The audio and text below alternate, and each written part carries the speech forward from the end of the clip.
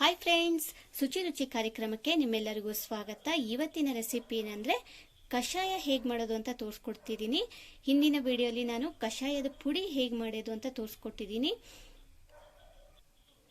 ಹಾಗಾದ್ರೆ ಬನ್ನಿ ವೀಕ್ಷಕರೇ, ಕಷಾಯ ಹೇಗೆ ಮಾಡೋದು ಅಂತ ತೋರಿಸ್ಕೊಡ್ತಾ ಇದ್ದೀನಿ.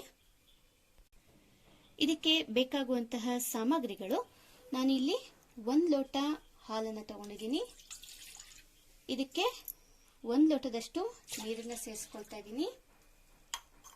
ಹಾಗೆ ರುಚಿಗೆ ನಾನು ಬೆಲ್ಲನ ತಗೊಂಡಿದ್ದೀನಿ. ನೀವು ಬೆಲ್ಲದ ಬದಲಿಗೆ ಸಕ್ಕರೆ ಕೂಡ ತಗೊಳ್ಬೋದು, ಇಲ್ಲಾಂದ್ರೆ ಕಲ್ ಸಕ್ಕರೆ ಕೂಡ ಹಾಕೊಳ್ಬೋದು. ಬೆಲ್ಲ ಹಾಕೋದ್ರಿಂದ ಅತ್ಯಂತ ರುಚಿಕರವಾಗಿರುತ್ತೆ. ಹಾಗಾಗಿ ನಾನಿಲ್ಲಿ ಬೆಲ್ಲನ ಯೂಸ್ ಮಾಡ್ತಾ ಇದ್ದೀನಿ. ಈಗ ಬೆಲ್ಲ ಕೂಡ ಇದಕ್ಕೆ ಸೇರಿಸ್ಕೊಳ್ತಾ ಇದ್ದೀನಿ.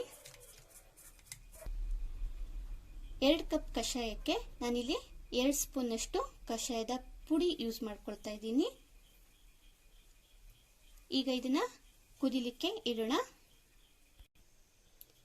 ಈಗ ಗ್ಯಾಸ್ ಅನ್ನ ಆನ್ ಮಾಡಿಕೊಂಡು ನಾನಿಲ್ಲಿ ಕಷಾಯನ ಕುದಿಲಿಕ್ಕೆ ಇಟ್ಟಿದ್ದೀನಿ. ಇದು ಚೆನ್ನಾಗಿ ಕುದಿಬೇಕು. ಈಗ ಕಷಾಯ ಚೆನ್ನಾಗಿ ಕುದೀತಾ ಇದೆ. ಈಗ ಗ್ಯಾಸ್ ಅನ್ನ ಆಫ್ ಮಾಡ್ಕೊಳ್ಳೋಣ. ಆಫ್ ಮಾಡಿಕೊಂಡು ಇದನ್ನ ಸೋಸ್ಕೊಳ್ಳೋಣ.